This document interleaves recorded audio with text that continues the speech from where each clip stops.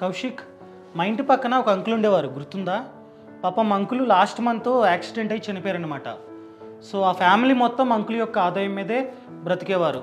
ఈరోజు రెంట్ కట్టక, డబ్బులు లేక వాళ్ళని రోడ్డు మీద గెంటేశారు. చూడు, ఒక చిన్న యాక్సిడెంట్ ఒక ఫ్యామిలీని రోడ్డు మీద పడేసింది. పాపం కదా. అయ్యో, అందుకనే మనం టర్మ్ ఇన్సూరెన్స్ పాలసీని తీసుకోవాలి. ఏంటి టర్మ్ ఇన్సూరెన్సా? అంటే ఒక టర్మ్కి, అది మేబీ 10 ఇయర్స్ కావచ్చు, 20 ఇయర్స్ కావచ్చు, 30 ఇయర్స్ కావచ్చు.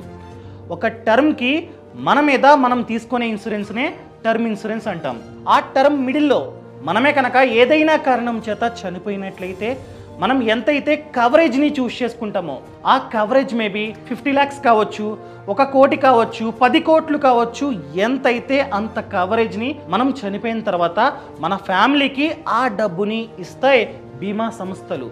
సో అందుకనే నువ్వు కూడా టర్మ్ ఇన్సూరెన్స్ పాలసీని తీసుకో. మీరు తీసుకోండి.